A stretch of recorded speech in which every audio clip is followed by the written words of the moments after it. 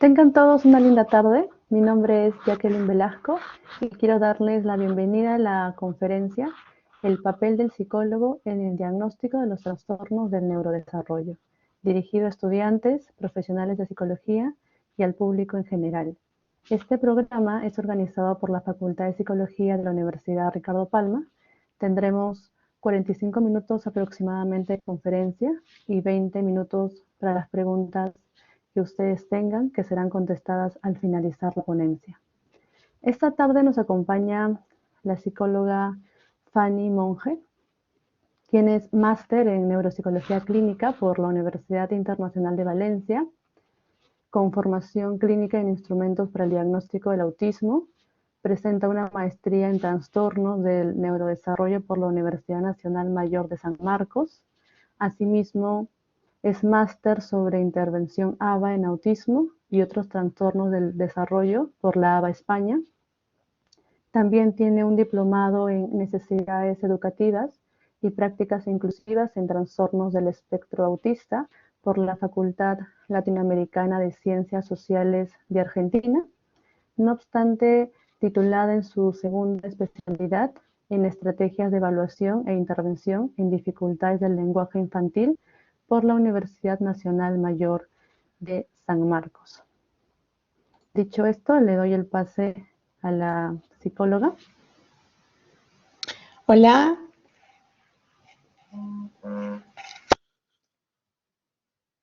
¿Qué tal? ¿Me escuchas?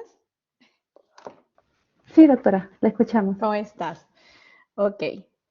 Muchas gracias por la presentación y en especial por la invitación. Tú me indicas en cuanto empecemos. Bien, ya podemos dar inicio entonces. Hola, ¿qué tal? Oh, me parece que está mal el archivo porque no está en la primera hoja. ¿Esa es la primera diapositiva? Ah, qué raro. A ver, déjame revisar qué es lo que ocurrió. Discúlpame. Ah, me parece que algo está mal allí. Te envío el archivo para poderlo compartir. Ya, está bien. A ver, por favor. No me había percatado que ahí está algo mal. Un segundito.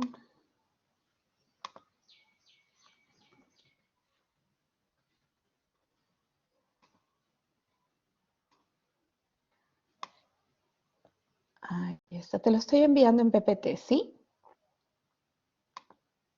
De acuerdo, entonces Bueno, espero mientras se una... va, sí, mientras se va colocando, ir comentando respecto de los trastornos del neurodesarrollo y el porqué un poco del título de la ponencia, ¿no? Eh, Creo que en el Perú llevamos todavía poco tiempo en el trabajo, en el área de psicología, en el trabajo en neurodesarrollo. Y creo también que tenemos un papel muy importante que cumplir en este proceso, tanto desde el punto de vista diagnóstico como desde el punto de vista de la intervención. Y creo también que nosotros como psicólogos tenemos un papel muy importante que cumplir en sensibilizar a otros profesionales y también a otros, a los padres de familia y en general la comunidad sobre la labor que nosotros desempeñamos en este proceso de diagnóstico, ¿no? En estos últimos años hemos tenido, digamos que una poca participación del psicólogo en este proceso. Esa participación tampoco se está llevando probablemente de la mejor manera en muchos contextos y es muy probable también que no hayamos tenido en cuenta la importancia del proceso en sí, de qué es lo que hacemos al momento en que nosotros recibimos a una persona con una posibilidad de diagnóstico en trastorno del neurodesarrollo.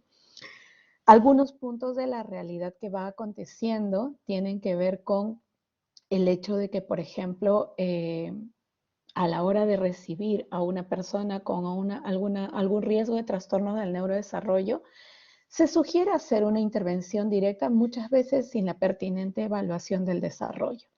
Este es uno de los puntos que de alguna u otra manera, si bien estamos promoviendo que haya una intervención temprana, no estamos cumpliendo con los principios o las ideas más importantes de lo que corresponde a la intervención temprana, ¿no? Que en este caso sería partir de un diagnóstico en el que tengamos nosotros claramente el perfil con el que el niño empieza o ingresa a un proceso de intervención.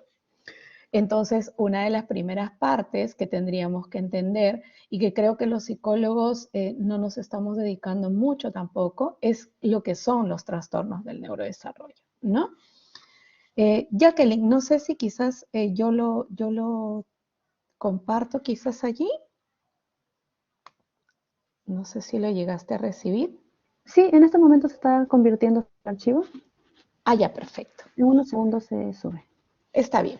Entonces, para empezar, los trastornos del neurodesarrollo son condiciones de vida, no son, digamos, entidades o diagnósticos que van a ser pasajeros. Son trastornos de vida y cumplen con 3 criterios de acuerdo con el DSM-5. Uno de ellos es que es de inicio en la infancia. Esto quiere decir que vamos a detectar indicadores desde muy temprana edad. En el caso, por ejemplo, de trastorno del espectro autista, ya contamos con algunos instrumentos en los cuales nosotros podemos pasar a la siguiente. Ya puedo compartir, ¿verdad? Aquí. Ya contamos con algunos instrumentos en los cuales podemos detectar indicadores de trastorno del espectro autista, incluso alrededor del año y medio de edad, ¿no? Antes de los 2 años. Esto es muy importante porque no en ese momento no se va a realizar un diagnóstico en sí, pero sí podemos identificar los indicadores y además podemos empezar a trabajar con un enfoque de atención temprana. Entonces, es importante detectarlos. En el caso de los trastornos del lenguaje, por ejemplo, también podemos identificar el retraso, que es lo que se presenta primero desde el año de edad o desde el año y medio, ¿no? Y en el caso de diagnósticos como TDAH, también ya se está identificando algunas manifestaciones tempranas, principalmente con el exceso de actividad y digamos que la poca disponibilidad del niño para adquirir algunas conductas propias del entorno escolar que se pueden presentar incluso antes de los 3 años también. ¿Esto qué quiere decir? Que nosotros podemos tener ciertos indicadores ya identificados. Obviamente eso obedecerá a que no solamente podamos señalar cuáles son, sino poder hacer una medición de cómo está el desarrollo del niño y podamos empezar una intervención temprana, ¿no? Ahora, se manifiesta, es el otro criterio, no solamente a través de retrasos, como pudiera darse en el desarrollo del lenguaje, donde hay un retraso, sino también se manifiesta a través de alteraciones que es importante identificar. En este caso, por ejemplo, si vamos a los diagnósticos, en el caso de trastorno del espectro autista, muchos niños pueden haber tenido un desarrollo del lenguaje apropiado, ¿no? E incluso en algunos casos se identifica algunas habilidades que son consideradas como por encima de la edad, ¿no? Es decir, los niños, por ejemplo, a los 2 años, donde se supone que están aprendiendo una mayor cantidad de sustantivos y verbos, aprenden muy rápidamente, por ejemplo, adjetivos u otros elementos que podrían normalmente aprender posteriormente, como la identificación de números, la identificación de letras. Y esto genera, por el interés que presentan en este tipo de contenidos, que probablemente a los 4 o 5 años, incluso antes, ya estén leyendo e intentando escribir, lógicamente no con el lápiz, sino con las letras en material concreto. Y son habilidades que se consideran una alteración en el desarrollo porque probablemente no son habilidades esperadas a esa edad. También podría ocurrir que tienen un mayor desempeño en algunas áreas cognitivas más que en otras, ¿no? Y el otro criterio es que sabemos que obedecen a un funcionamiento inadecuado o alterado en el sistema nervioso central. Obviamente tiene que ver con la maduración del sistema nervioso en general, ¿no? Lo que no podemos identificar es, por ejemplo, a través de algún instrumento o examen auxiliar, dónde se encuentra este mal funcionamiento o cuál es la alteración neurológica. No existe una alteración neurológica evidente a través de los instrumentos con los que se hacen evaluaciones en el momento de hoy. Para que pueda considerarse como un trastorno, entonces consideraríamos los criterios básicos de cualquier diagnóstico en el DSM-5, ¿no? Que es que producen deficiencias en el funcionamiento de las diferentes áreas de desarrollo humano, en este caso personal, social, académico y ocupacional.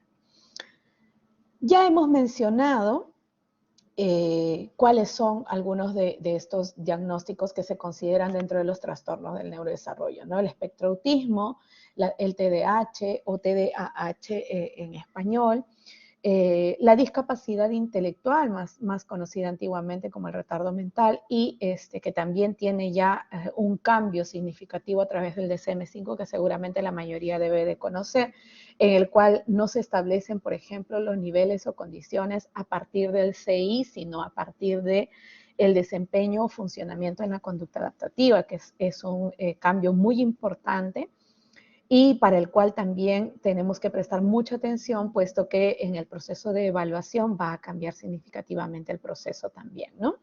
Están los trastornos específicos del aprendizaje y los trastornos de la comunicación, en donde se encuentra el trastorno, por ejemplo, específico del lenguaje, hoy más conocido como trastorno del desarrollo del lenguaje, y dentro del DSM-5, denominado trastorno del lenguaje únicamente. Y además de un trastorno recién identificado en el DSM-5, que antes estaba como subclasificado dentro de los trastornos específicos del lenguaje como el semántico pragmático y hoy se denomina el trastorno de la comunicación social o pragmático. Además de los ya conocidos como el trastorno de los sonidos del habla, ¿no? O los trastornos también de la fluidez como podría ser la tartamudez. Entonces, para nosotros entender un poco el marco general, tenemos que conocer a fondo estos diagnósticos. Ahora, ¿por qué estamos precisando estos puntos como punto de partida? Porque el psicólogo, por ejemplo, recibe en la consulta privada, probablemente lo primero que deriven a un psicólogo serían los problemas de conducta, ¿no? Y decíamos que el papel de psicólogo es muy importante dentro del proceso diagnóstico porque en esos problemas de conducta es donde nosotros podemos percibir o identificar a través de la observación indicadores de que algo no va bien en el desarrollo, ¿no? Es más, muchos niños pueden presentar problemas de conducta a consecuencia, por ejemplo, de un déficit en la comunicación o a consecuencia de la presencia de una discapacidad intelectual no detectada, o la presencia de indicadores de trastorno del espectro autista o de TDAH que se manifiestan inicialmente quizás como respuestas no adaptativas, de acuerdo a lo que se esperaría para la edad, el contexto y demás. Entonces, es muy importante que entendamos que los problemas de conducta, de lenguaje u otros no están aislados, sino que se van relacionando y podrían ser parte de un cuadro diagnóstico. Bien, ahora, aquí empezamos a observar lo que es más importante. ¿Qué ocurre cuando tenemos alguna sospecha? ¿No? Normalmente los primeros en detectar, bueno, actualmente ya está cambiando un poco eso porque los primeros en detectar eran probablemente el personal del entorno educativo, ¿no? Ya que las manifestaciones de dificultad podían ser, digamos que solapadas o pasadas por alto por las familias. No obstante, hoy en día tenemos una gran cantidad de padres que presentan una observación y objetividad muy clara y empiezan a detectar algunas dificultades en el desarrollo desde edades muy tempranas, ¿no? Tenemos padres que los detectan incluso antes del año de edad, en especial si han tenido otros hijos o si han tenido, digamos, alrededor en el entorno familiar alguna buena fuente de información y orientación, ¿no? Y la persona a la que van a acudir, pues es al pediatra, ¿ok? ¿Qué es lo que puede estar ocurriendo en esta etapa donde es observado por el pediatra? Número uno, que muchos pediatras no tienen todavía el suficiente conocimiento sobre los trastornos del neurodesarrollo, ¿no? Existen todavía estos mitos y comentarios de que los trastornos del neurodesarrollo se podrán diagnosticar a partir de los 3 años, lo cual es cierto, el diagnóstico se van a dar posterior a los 3 años probablemente, en el caso de la discapacidad intelectual, por ejemplo, posterior a los 5 años.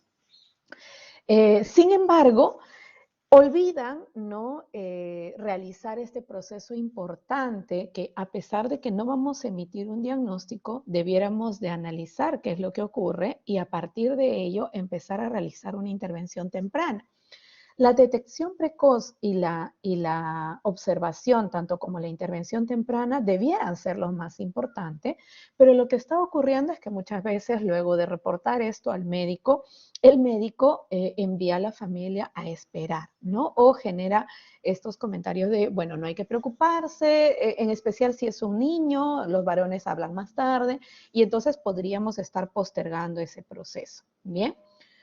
Eh, Recién cuando el problema se observa como persistente, probablemente lo vayan a derivar a otro entorno para su evaluación. Y normalmente lo que van a hacer es derivarlo al neuropediatra, ¿no? Ahora, ¿qué es lo que ocurre en nuestro país? En nuestro país, a diferencia de Europa, por ejemplo, el neuropediatra juega un papel significativamente importante en los trastornos del neurodesarrollo. Por lo tanto, en muchas instituciones, el único autorizado a emitir un diagnóstico será el neuropediatra. Bien. Y como sabemos, los diagnósticos se van a realizar a través de la observación clínica, ¿ok? Es decir, habiendo identificado un grupo de indicadores y cumpliendo con el criterio que plantea, ya sea el CIE-11 o el DSM-5, se puede emitir un diagnóstico.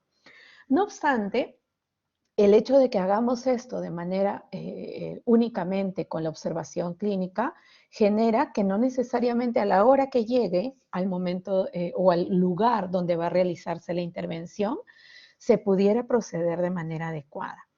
Por eso es que yo los invito a revisar, por ejemplo, los parámetros de la NICE, que es en Estados Unidos, digamos, el organismo que proporciona las guías de buena práctica para poder hacer diagnósticos e intervención en cada uno de los trastornos, y entre ellos están los trastornos del neurodesarrollo.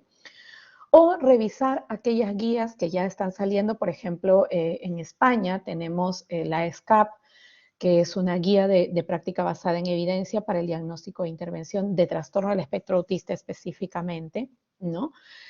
Hay algunas también que están empezando a surgir en donde se señala claramente que no es posible tener una evaluación diagnóstica únicamente con el criterio clínico o con cumplir los criterios del DSM-5 o del CIE-10 o del CIE-11, perdón.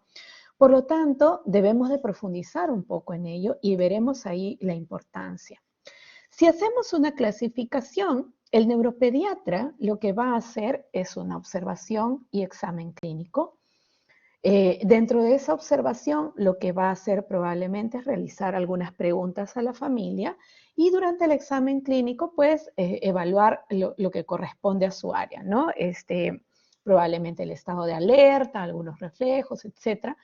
Y si lo cree pertinente, enviará a realizar algunos exámenes auxiliares, ¿no? Electroencefalogramas, resonancias magnéticas, tomografías, qué sé yo. Esto es a criterio del médico, lógicamente. Antiguamente eran bastante más comunes estos exámenes, hoy en día no son tan frecuentes, porque en trastornos del neurodesarrollo suele ocurrir que no se va a encontrar ninguna evidencia. No obstante, esa observación clínica que hace el neurólogo es muy importante porque también puede identificar en ese proceso algunos indicadores que pudieran alertar sobre la posibilidad o existencia de una base genética, ¿no? Como sabemos, en el caso, por ejemplo, de trastorno espectro autista, pudiera presentarse un síndrome de cromosoma X frágil o algunos otros, el más conocido es este. Lo mismo que podría ocurrir en alguna otra dificultad que puede estar presentando el niño. Por lo tanto, en ese momento, el neuropediatra derivará probablemente a un descarte genético que podría identificar un síndrome de base, ¿no? Lo mismo ocurriría, por ejemplo, al momento de nacer cuando se identifican indicadores de síndrome de Down.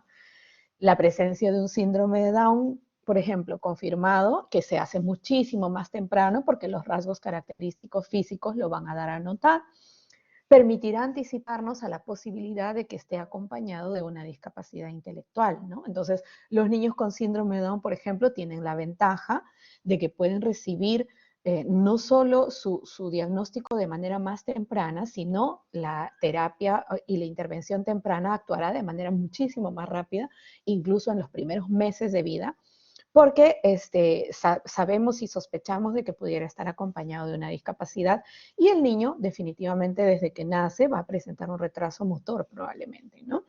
Entonces, no todos los síndromes tienen esas características, por lo tanto, si tenemos un niño con un retraso del lenguaje, por ejemplo, que lo observe el neurólogo será muy importante para poder descartar. Otra de las razones, y justamente ya la acabamos de mencionar, común por las que iría una familia a un especialista sería el problema o el desarrollo o el retraso en el lenguaje, ¿no? Como todos sabemos, la aparición de las primeras palabras debe darse al año de edad. No obstante, el lenguaje comprensivo se desarrolla mucho antes, ¿no? O se manifiesta desde muy temprana edad, ¿no? Aparece la comunicación a través de la emisión de la sonrisa a los 3 meses, ¿no? La emisión de gestos y otras formas de comunicación como el contacto visual que se va a dar muchísimo antes de que el niño empiece a hablar. Y estos son los detalles que también debemos de hacer de los cuales debemos de hacer el seguimiento, ¿no? Una forma más temprana en la que podría presentarse una preocupación es el retraso en los hitos motores. Pero en este sentido, no tenemos, digamos, significativas dificultades en la medida en que en los controles del niño sano es lo primero que se va a observar. Si el niño no levanta la cabeza a los 3 meses o no levanta la cabeza, perdón, no se sienta a los 6 meses, es muy probable que el médico pediatra ya esté derivando a realizar una terapia física o alguna observación, por lo menos en esta área, de modo que que los niños puedan recibir una atención temprana, ¿no?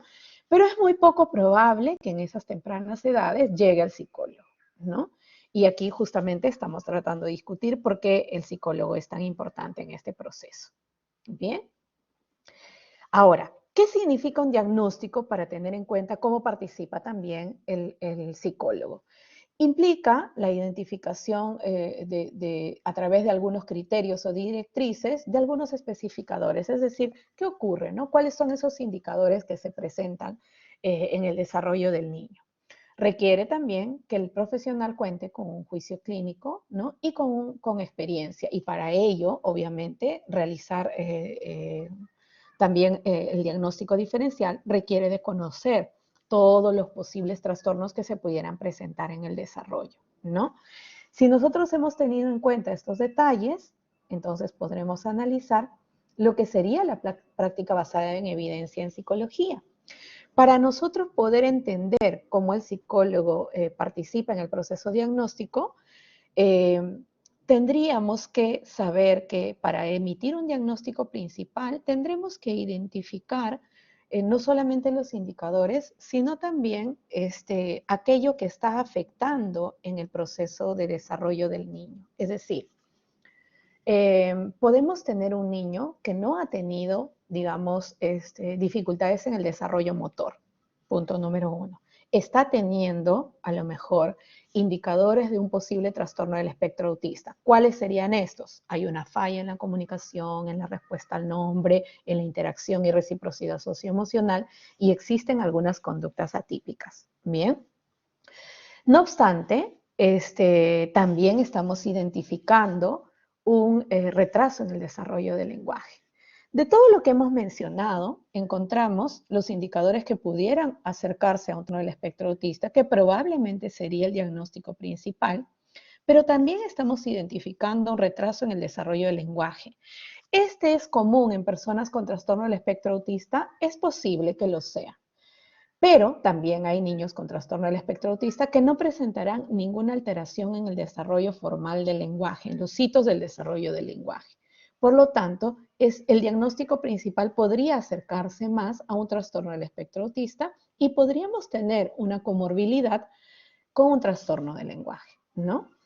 En niños muy pequeños, por ejemplo, no es posible establecer un diagnóstico todavía, por lo tanto, puede haber una presunción diagnóstico provisional, o podríamos colocar un diagnóstico aplazado, ¿no?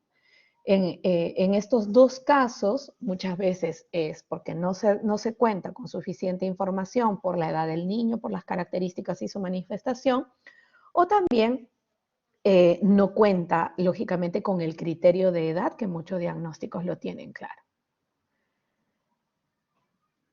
¿Y qué implicaría ese diagnóstico basado en evidencia? Por ejemplo, yo he tomado aquí un documento en español, ¿no? Donde figura fuentes, Amaya Arbaz también, es de 2020, es bastante reciente, lo había mencionado antes, es el SCAP, se denomina, que es de la Comunidad Europea, ¿no? Y es un documento que es una guía de buena práctica o de práctica basada en evidencia para el diagnóstico e intervención de trastorno del espectro autista. Similar a otras guías previas, señala que un diagnóstico basado en evidencia incluye estos 5 elementos. El primero de ellos es una historia clínica.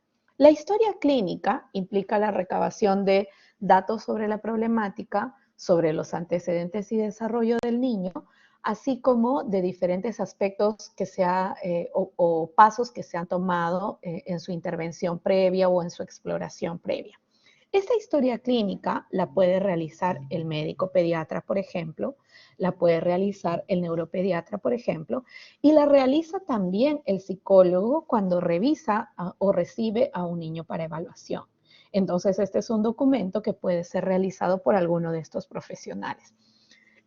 Es muy poco probable que este documento se realice, por ejemplo, en un entorno escolar, ¿ok?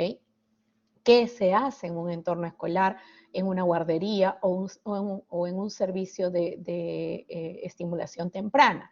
Se hace una detección, se hace una identificación de conductas que nos permiten explicar la preocupación, pero no se hace, por ejemplo, una historia clínica. ¿Bien? En todo caso, el expediente tiene otras características. Pero no es suficiente con la historia clínica, se debe de realizar una verificación de la sintomatología. Esa verificación de la sintomatología se puede hacer a través de diferentes medios. Uno es la observación clínica, dos es la entrevista a los padres a partir de los indicadores que cada cuadro pudiera incluir. Y tres es el uso de instrumentos que con confiabilidad y validez pudieran proporcionar información sobre la sintomatología que presenta el niño y valorarla, ¿no? En este caso, en el caso de trastorno del espectro autista, por ejemplo, contamos con dos, el A22, que es una observación estructurada para niños, y el ADR, que es una entrevista estructurada a padres, ambos para el diagnóstico de trastorno del espectro autista, ¿no? En otros diagnósticos no contamos con instrumentos como ese, como por ejemplo de observación, como podría ser, por ejemplo, en TDAH. En TDAH la mayoría de instrumentos son de entrevista únicamente, ¿no? Lo que no ocurre, por ejemplo, en trastornos del lenguaje. En trastornos del lenguaje tenemos principalmente instrumentos que son para trabajar con el niño y observar, ¿no? Tareas que se plantean al niño. En cualquiera de los casos, esa verificación de la sintomatología implica que el profesional cuente con un conocimiento amplio de los trastornos del neurodesarrollo, conozca los manuales de diagnóstico, conozca los indicadores inherentes a cada diagnóstico y probablemente en algunos casos como el A22 o el ADR, además haya sido formado y acreditado para el uso de esos instrumentos. ¿Bien? En cualquiera de esos casos, esa verificación, ese proceso cumple con el paso de la verificación de la sintomatología con el consiguiente contraste o diagnóstico diferencial, ¿no? Es decir, el haber observado y contrastado con otras posibles hipótesis diagnósticas. Pero no será suficiente con estos dos. Entonces, estos dos, por ejemplo, los puede hacer el neuropediatra sin ninguna dificultad, ¿no? La observación clínica y la historia clínica y a partir de ello emitir el diagnóstico. No obstante, el diagnóstico basado en evidencia señala que no es suficiente, sino que debemos de contar con el punto 3, que es una evaluación de las habilidades o del desarrollo, ¿no? ¿Y qué incluye esa evaluación de las habilidades y el desarrollo? Dependiendo del diagnóstico, en este caso, por ejemplo, más asociado a trastorno del espectro autista, incluirá pues el desarrollo cognitivo, ¿no? La conducta adaptativa, por ejemplo, como mínimo, ¿no? Ahora, ¿esto se puede hacer desde niños muy pequeños? Sí. Y aquí viene el detalle. ¿Quién realiza este proceso de evaluación? Lo hace el psicólogo, porque es el psicólogo el que está formado en desarrollo, es el psicólogo el que va a aplicar instrumentos como el Bailey 4, por ejemplo, que es una exploración integral del desarrollo, que además en la versión 4 tiene una mirada muy interesante sobre los indicadores de trastorno del espectro autista. Es un instrumento completo que evalúa no solamente el área cognitiva, sino el lenguaje expresivo, comprensivo y el desarrollo motor, ¿no? Y tiene una escala socioemocional y de conducta adaptativa, por ejemplo, el Bailey 4. Y se puede aplicar desde los 0 años, ¿no? Es decir, prácticamente desde que el niño nace. ¿Quién aplicará, por ejemplo, los instrumentos para niños más grandes que miden el desarrollo cognitivo, como las escalas Wechsler? El psicólogo, ¿no? Lo que le estaba faltando al psicólogo en nuestro país es entender lo que es el desarrollo en general, ¿no? Si tenemos niños pequeños, ¿no? De menores de 3 años, este instrumento que les he mencionado es un instrumento súper integral. Podemos contar también con otros instrumentos del desarrollo menos completos como el inventario de desarrollo de Battelle, al cual tendríamos que agregar el inventario de conducta adaptativa, aunque el Battelle también tiene algunas observaciones sobre el área de conducta adaptativa. Y cuando es un niño más grande, posterior a los 3 años, si es factible utilizar con él, por ejemplo, un instrumento de medición del área cognitiva como las escalas de Wechsler, tendremos que agregar un instrumento de medición de la conducta adaptativa, por ejemplo, ¿no? Para poder establecer el nivel de funcionamiento cotidiano. Entonces, este punto 3, que implica las habilidades del desarrollo, requiere de la participación obligatoria del psicólogo. Pero no es el psicólogo que está en el entorno escolar, es el psicólogo que tiene una formación en neurodesarrollo. Y eso es lo que señala la práctica basada en evidencia, que debemos de tener un profesional que no solo sepa evaluar, sino que conozca los trastornos del neurodesarrollo y haya tenido una formación en diagnóstico que no solo es teórica, sino también es práctica, es decir, ante la supervisión y guía, ¿no?, de otro profesional que ya tiene experiencia, ¿no? Como lo haría un médico cuando quiere convertirse en cirujano, cuando quiere convertirse en ginecólogo, etcétera, ¿no? No solo realiza la práctica general, sino se ha formado y especializado en esa área y, lógicamente, también realiza un tiempo de práctica supervisada y guiada. Pero no es suficiente con ello. También habrá que medir las dificultades emocionales y del comportamiento, porque se supone que un trastorno tiene un impacto en la vida cotidiana. ¿Y quién hace la evaluación de esta área? Nuevamente vamos al psicólogo. Pero no es suficiente con eso y nuevamente, ¿no? La práctica basada en evidencia señala que la exploración debe incluir también los factores socioambientales, es decir, evaluar el conocimiento, estrategias y disposición probablemente de la familia y explorar cómo impacta estas dificultades que el niño va manifestando en ese entorno familiar, cuántas posibilidades o dificultades también tiene la familia como entorno para promover una adecuada intervención. Y esto también se considera dentro del proceso de la evaluación psicológica. Si nos referimos a niños más grandes que ya están en el entorno escolar, entonces el psicólogo no solamente explorará al niño y la familia, sino tendrá que ir al entorno escolar, observar al niño en el entorno escolar y poder explorar y evaluar también cómo se da el funcionamiento de este niño en este entorno y cuáles son los factores del colegio que promueven un adecuado desarrollo o cuáles son las necesidades que este entorno escolar tiene para promover un adecuado desarrollo. Todo eso incluiría el proceso diagnóstico. Entonces, vamos solamente mencionando lo que ya les había dicho, ¿no? ¿Qué requeriría el psicólogo para participar en ese proceso? Primero, tener un marco teórico que cuente con una evidencia clara, ¿no? Y estamos hablando que el marco teórico actualizado, por ejemplo, para trastorno del espectro autista implicaría que conozcamos la guía SCAP, que es una de las guías más recientes y que coincide con las guías de la NICE y otras previas que se han presentado para poder realizar un adecuado diagnóstico diferencial en trastorno del espectro autista. Que conozca todos los trastornos del neurodesarrollo, que conozca los instrumentos más actualizados, que pueda entender cómo en este caso se presentan estos diagnósticos y cuáles son los criterios para realizar un adecuado diagnóstico diferencial. Pero también debe de contar con una experiencia clínica que ya hemos señalado se debe de hacer por un tiempo a cargo de otro especialista ya con experiencia que lo va a supervisar, monitorear y guiar. ¿Pero será suficiente con esto? No, el proceso también implica que haya un conocimiento no solo de las características clínicas del diagnóstico, sino también aquellas que corresponden al paciente, es decir, conocer al niño, poderlo observar, y por eso es que no se puede hacer una evaluación pues en 45 minutos en una observación. Tendríamos que hacer probablemente 2 o 3 sesiones o quizás más dependiendo de lo que haya que evaluar.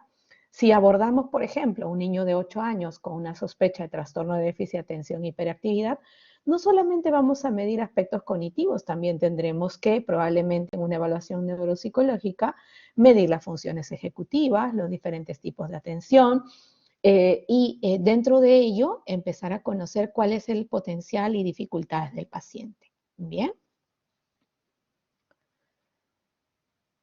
Ahora bien, ¿qué implica o qué requiere el psicólogo? Aquí no se han podido presentar con el tipo de letras seguramente, ¿no? El punto número 1 corresponde al dominio del marco teórico, que es lo que ya hemos comentado y hemos reiterado en varias ocasiones.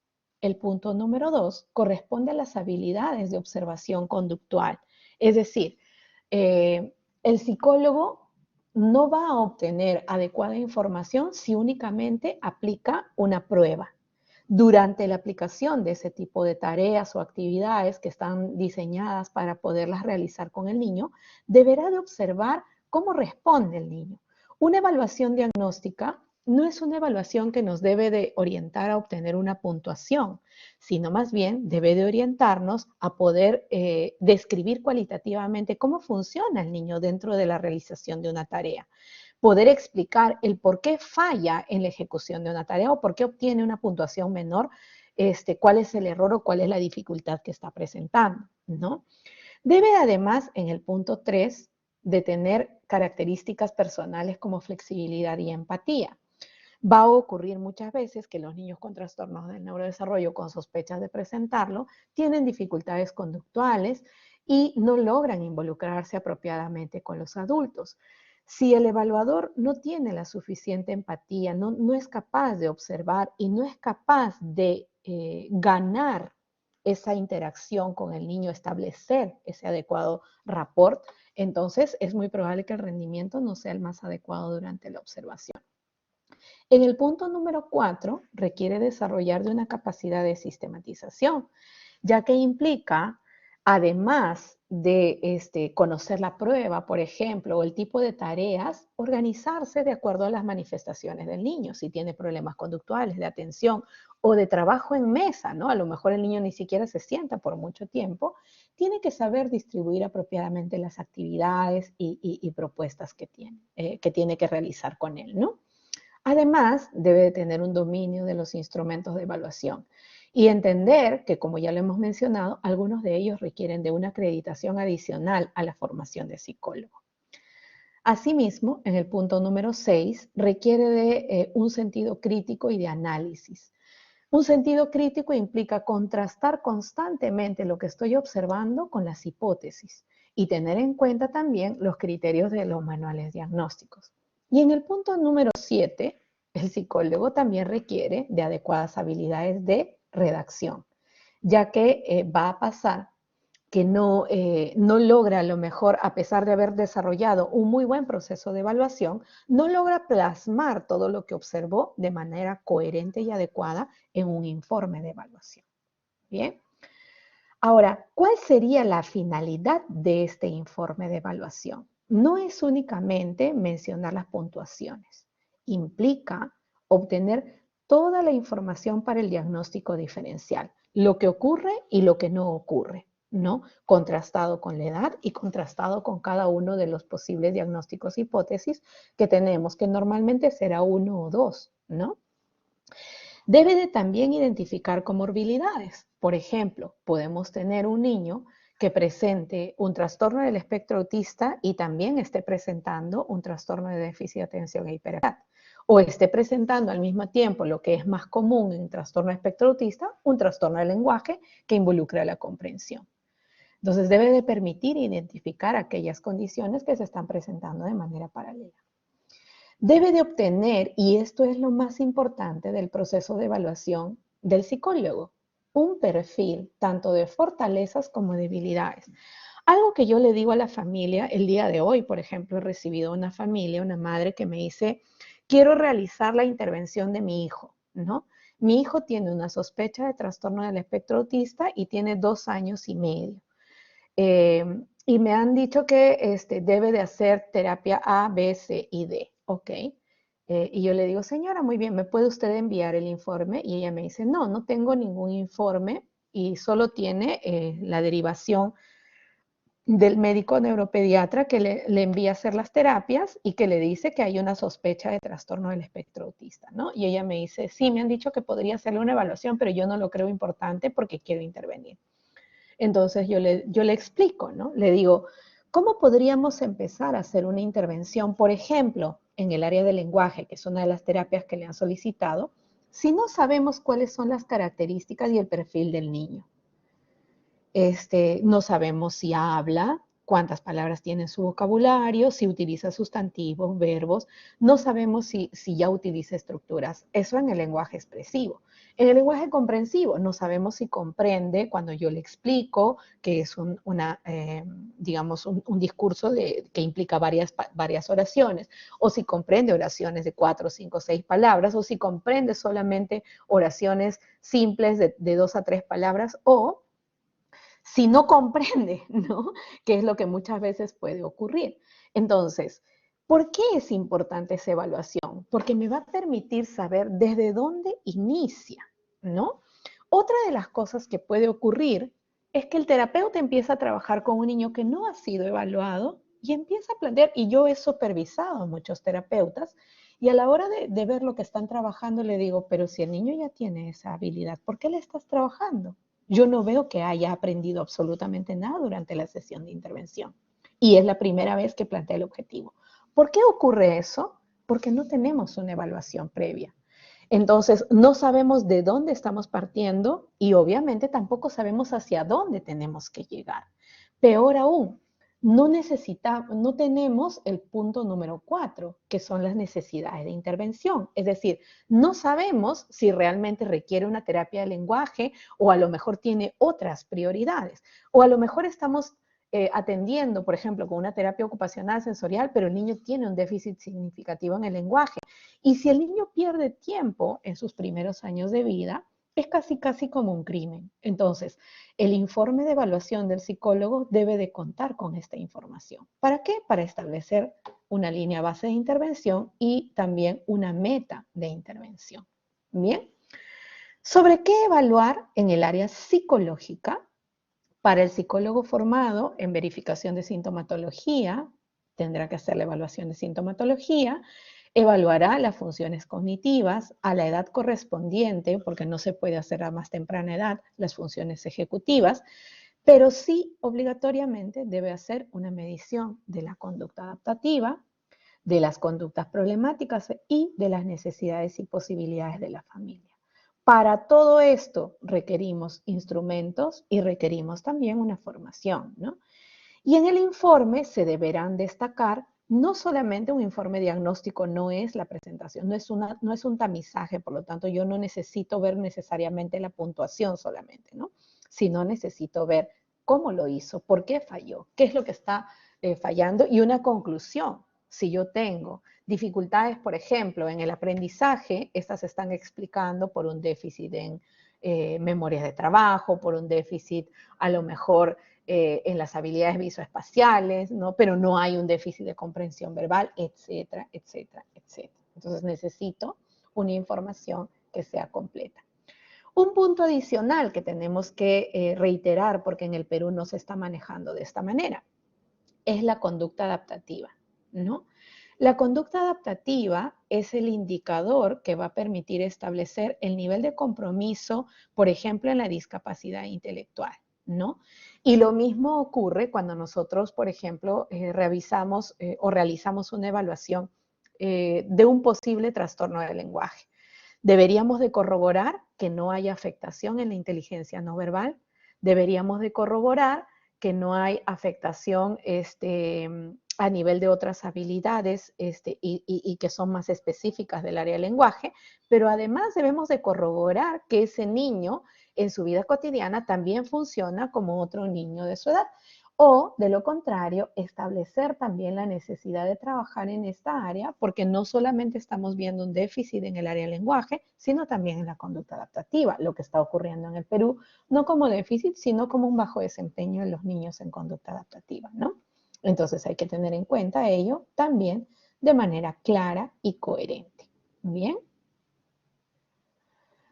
Ahora, lo que ocurre aquí en el Perú, ¿no? Número uno, nosotros no tenemos una normativa. Es más, el psicólogo en algún momento se está diciendo que no debiera estar autorizado a emitir un diagnóstico, ¿no? Como lo haría un médico psiquiatra o como lo haría un neuropediatra. Tampoco, sin embargo, se está cumpliendo en el Perú con estos criterios que señalan la comunidad científica respecto de lo que se debe hacer en un proceso diagnóstico. Pero por otro lado, tenemos un grupo de profesionales en el área de psicología que tiene un déficit en la formación en diagnóstico, ¿no? O que los conoce de manera muy teórica, pero no ha tenido una práctica supervisada en esta área.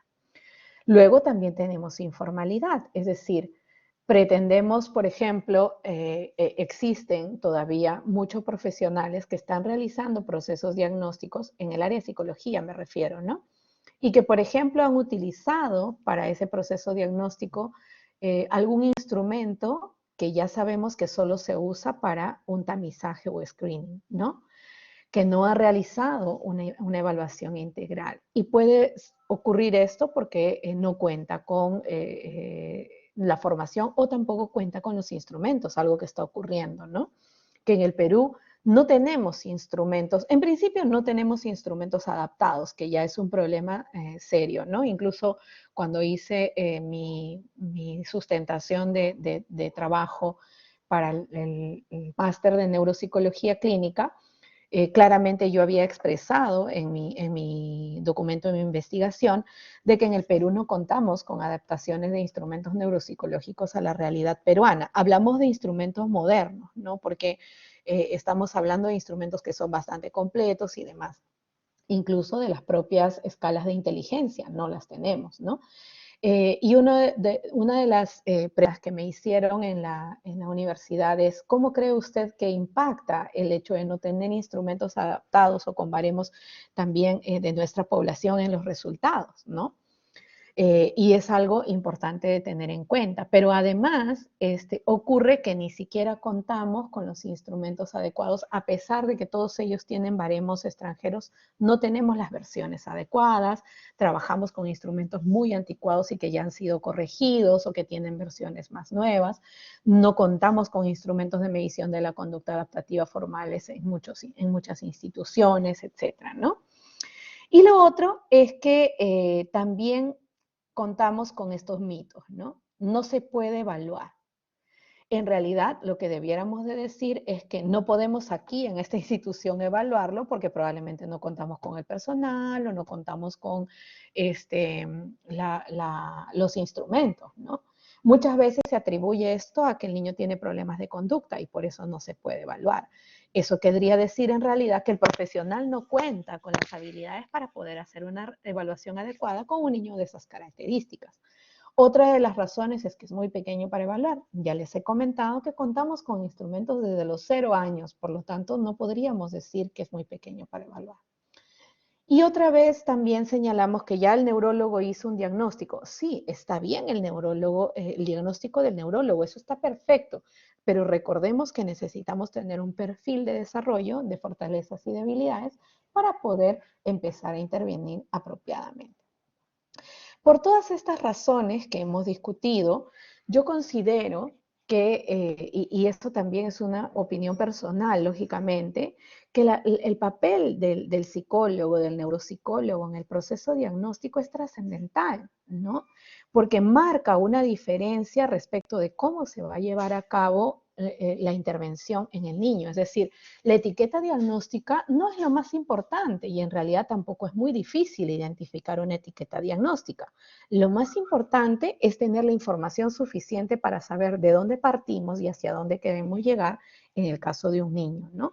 El riesgo de no hacer una evaluación profunda y adecuada genera que podamos estar dando una intervención insuficiente o que podamos estar haciendo esfuerzos que no son los que el niño requiere en este momento, ¿no? Entonces es importante que nosotros vayamos profundizando como profesionales en este proceso y que vayamos desarrollando, lógicamente, habilidades y también formando instituciones y departamentos con todo lo suficiente para poder hacer nuestro trabajo como se debiera de hacer. Y bueno, hasta aquí lo que quería compartir con ustedes. No sé, Jacqueline, si hay alguna pregunta, tú me dirás. Muchas gracias, doctora Fanny, por su ponencia. Ahora invitamos al público a que realicen las preguntas o interrogantes que tengan sobre lo que se ha expuesto. Les damos un minuto para que lo puedan estar planteando y la ponente lo responda. Sí, con gusto, por favor, todas las preguntas. Más bien creo que me había pasado un poco del tiempo que me habías asignado, pero está bien, estamos a tiempo.